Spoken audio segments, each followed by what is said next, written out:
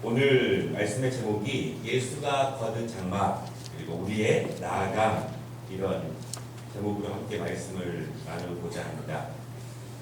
시간이 지났고 우리가 2019년의 상반기를 마감했습니다. 6월도 지났습니다. 하나님께서 우리의 걸음걸음을 인도해 주셨음을 여러분 믿으시기를 바랍니다. 제가 알고 있는, 또 제가 오랫동안 모신 목사님 그리고 사모님께서 작년에 쓰러지셔서 병원에 입원해 계셔요. 방문을 했는데요, 뇌 수술을 3번 정도 연달아 마쳤습니다. 이제 60대 초반이 되셨는데 몸은 거의 움직이지 못하시고 요양병원에서 아주 약간의 이제 돌아오셔서 의사 폐원만 이렇게 하고 계십니다. 어눌한 말투로 이렇게 말씀을 하셨습니다. 그동안 아무 일도 없던 평범한 날들, 그 날들이 얼마나 감사했는지 오늘이야 알게 되었다, 그렇게 말씀을 하셨습니다.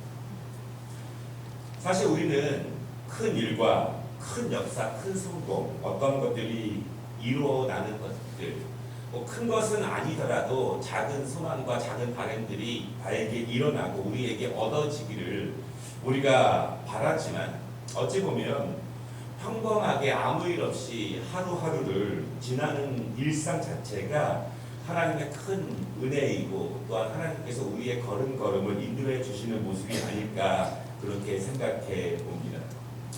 혹시 지난 상반기를 지나시면서 너무 평범한 6개월이었다면 그 또한 하나님께서 인도하신, 우리의 걸음 가운데 함께 하신 하나님의 은혜라는 것을 여러분 믿으시기를 바랍니다.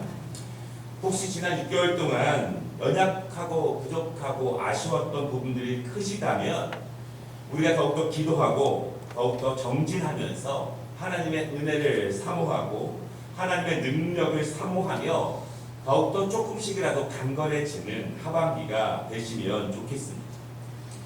혹시 지난 6개월을 되돌아보면서 더욱더 사모하는 것이 있고 열망하는 것이 있고 더욱더 주님의 은혜가 필요한 부분이 있다면, 우리가 또한 계획하고 준비하는 것이 있다면 하나님께서 세워주시고 열어주시고 깊게 하시고 치유하시고 강건케 하시고 다시 큰 열매를 거둘 수 있는 은혜가 하반기에 열릴 수 있도록 우리가 더욱더 주님의 은혜를 사모하고 믿음으로 기도하며 나아가는 우리 모두가 되시기를 주님의 이름으로 축원합니다. 우리가 어떠한 마음으로 지난 6개월을 지나왔고 또 지금 어떠한 마음의 상태가 있든지 하나님께서 우리의 마음을 아시고 또한 우리의 마음 가운데 은혜를 주시기를 원합니다. 다시 한번 우리가 마음의 중심을 잡고 우리의 중심이 흔들리지 아니하며 온전한 마음으로 하나님께 나아갈 수 있도록 기도하는 것이 특별히 이 7월 첫날 그리고 또 이 하반기의 첫날을 하나님께 올려드리는 우리의 마음이 아닐까 생각합니다. 다시 한번 7월의 첫날을 하나님께 드리며 또한 기도로 시작하기 원하는 여러분들과 여러분의 가정을 주님의 이름으로 축복합니다. 또 이 새벽을 졸린 눈을 부릅뜨고 나온 우리의 자녀들을 축복하며 그들에게 하늘의 명철과 하나님이 주시는 인생에 함께 하시는 은혜가 함께 하시기를 또한 주님의 이름으로 축원합니다. 우리가 그러면서 이 첫날 첫 시간을 함께 나아가는 말씀을 예수가 거둔 장막, 우리의 나아감, 이렇게 정했습니다. 오늘 우리가 함께 읽은 19절 말씀에 보면 우리는 예수님의 피로 힘입어서 성소에 들어갈 담력을 얻었다, 그렇게 말하고 있습니다. 이것은 우리가 얻어질 담력, 우리가 나아가는 그 동력이 예수님의 보혈에 힘입어서 우리가 얻게 되었다, 그런 말씀입니다. 너무나 중요한 그런 말씀인데요. 여러분, 교회가 생기기 전에는요, 이스라엘 백성들은 성막을 지어서 성전에서 하나님께 예배를 드리고 제사를 드렸습니다. 그런데 성막과 성전은 굉장히 유사한 구조로 되어 있습니다.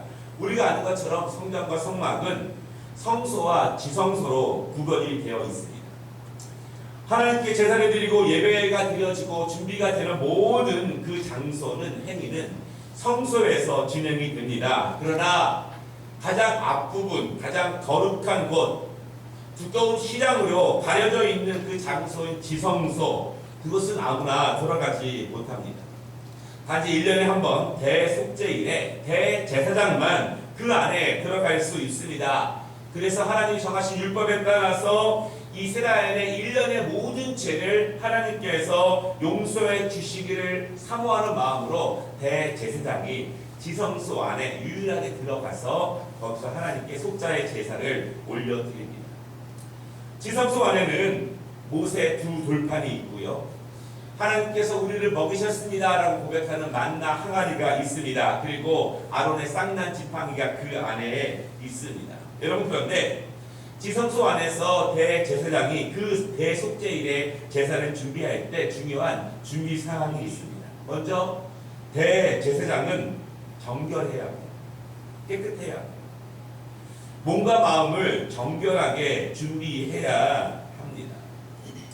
말씀을 전하는 사역자들의 부담이 그것입니다. 늘 연약하고 부족하지만 그 말씀, 전하는 말씀을 늘 지키지는 못하지만 그럼에도 불구하고 하나님 앞에 서는 두려움 때문에 늘 정결하기를 원하는 마음이 그 안에 있죠. 저도 개인적으로는 말씀을 전하기 전에 한 번도 샤워를 안 하고 전한 적은 없는 것 같습니다.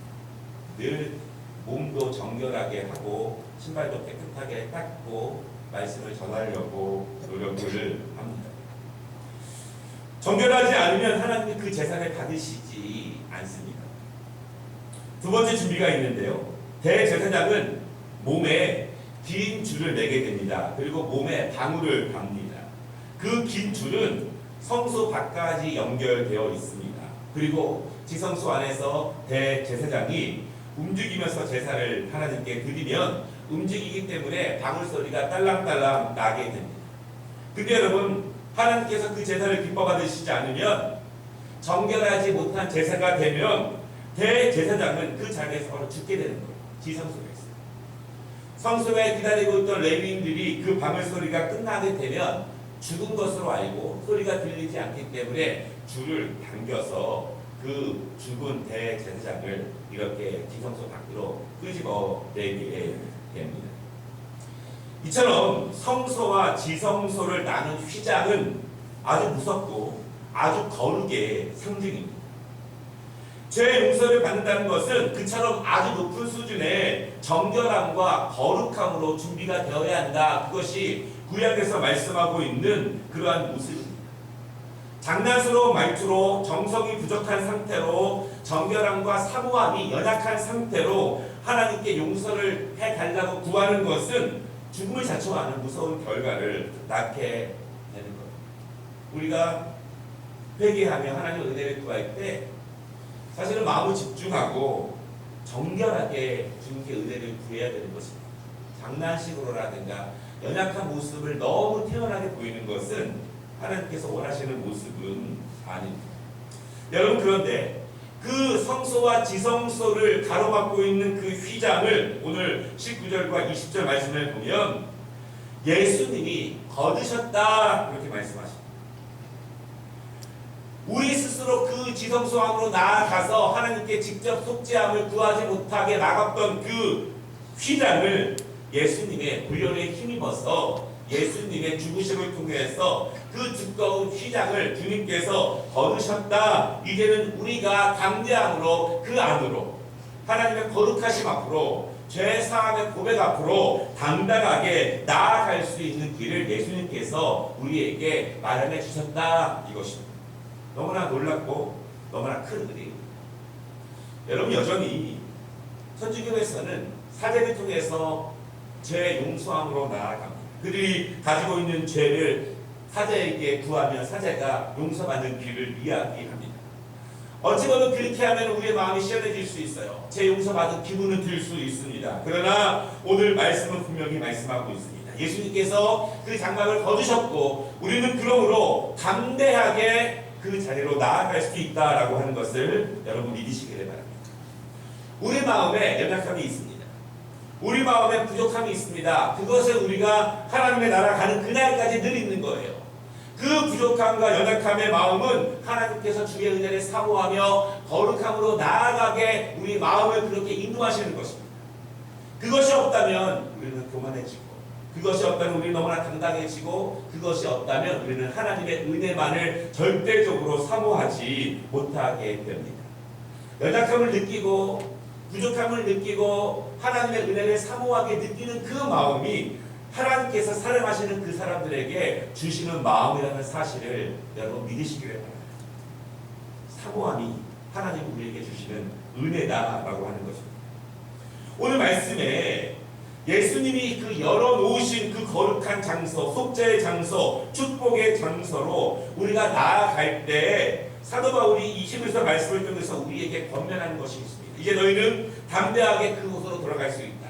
너희가 죄인이지만, 연약하지만 당당하게 들어갈 수 있다.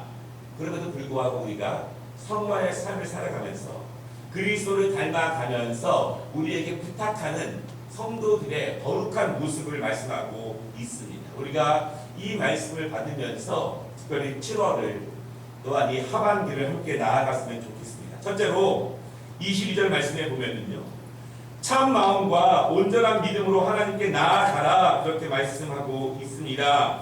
이제 우리가 지성소 안으로 담대하게 나아갈 수 있으니 오늘 말씀하시는 것처럼 우리가 참 마음과 온전한 믿음으로 나아가라. 악한 양심으로부터 벗어나서 우리의 몸이 맑은 물로 씻김을 받았으니 참 마음과 온전한 믿음. 하나님께 어떠한 마음으로 나아가야 합니까? 우리가 어떠한 마음으로 찬양을 하고 예배를 드리고 기도를 드려야 하냐면 아무렇게가 아니라 참 마음과 온전한 믿음이라는 것을 여러분 기억하시기를 바랍니다. 우리말 성경에는 두 개처럼 보이지만 사실은 좀 길지만 하나의 뜻으로 이루어져 있습니다. 이런 것이에요. 꽉 찬 믿음의 확신 안에 있는 진실된 마음.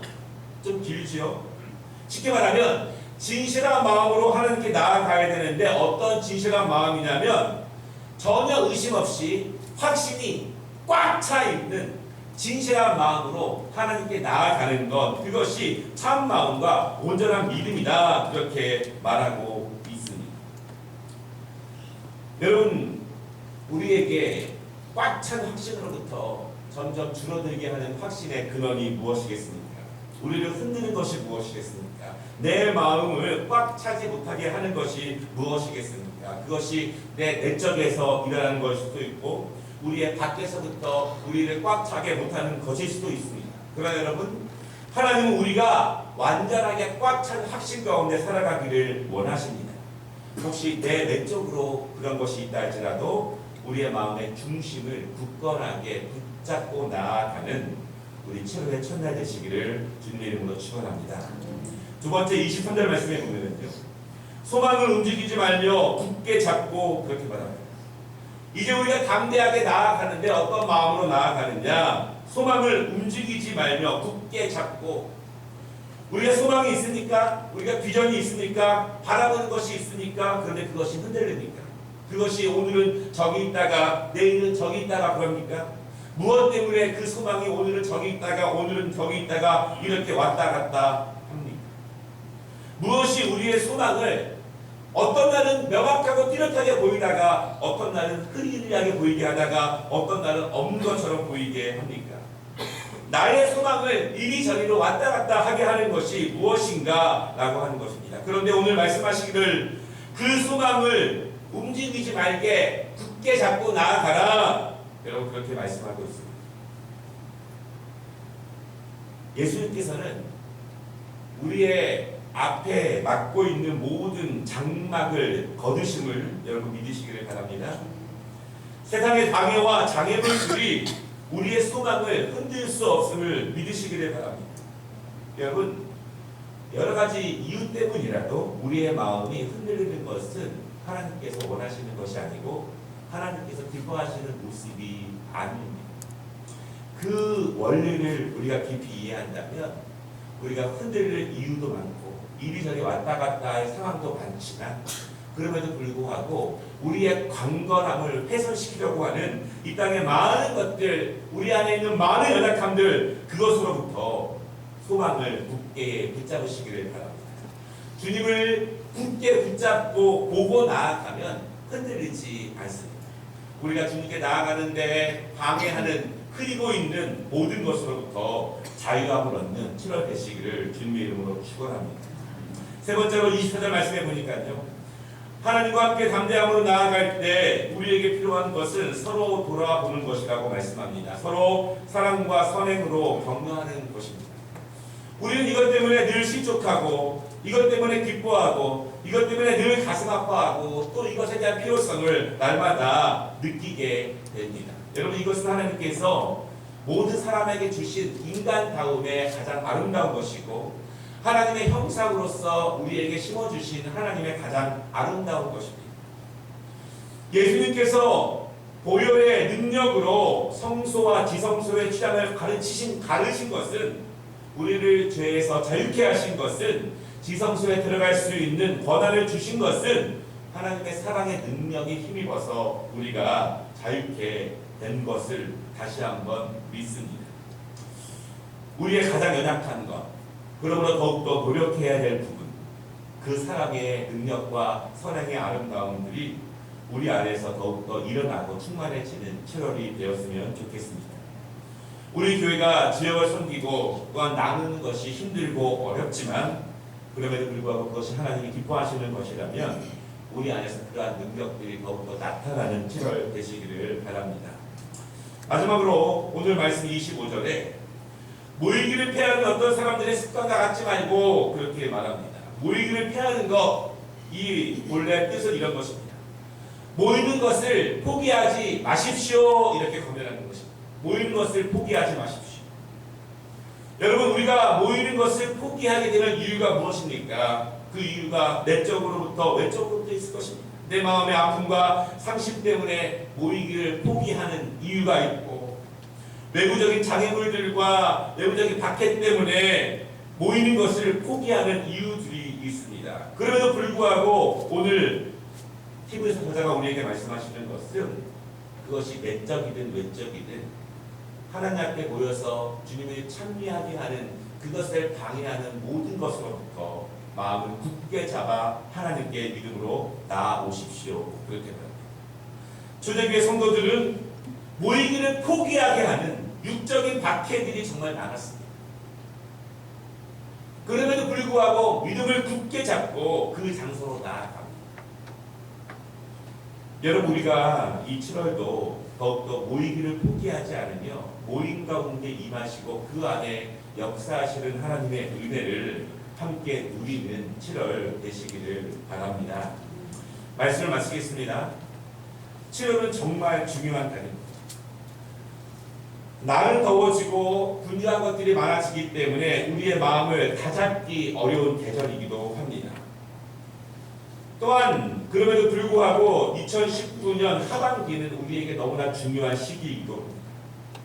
상반기와 비교해서 상황이 달라지지 않고 늘 변함없는 환경일 수도 있습니다. 더욱더 어려워질 수 있는 환경일 수도 있습니다. 그럼에도 불구하고 우리가 다시 한번 분명히 믿어야 되는 것은 예수님께서 이미 승리하셨고 예수님께서 걷어놓으신 그 장막 앞으로 우리가 담대하게 나아갈 수 있는 담력을 가졌다는 사실을 여러분 믿으시기를 바랍니다. 그 담력으로 나아가면 예수님이 보증하시고 함께하시고 인도하실 것입니다. 그런 은혜가 우리 모든 성도들의 신령과 가정 안에, 우리 교회 안에 충만한 7월 하반기의 첫날 되시기를 주님의 이름으로 축원합니다. 우리 함께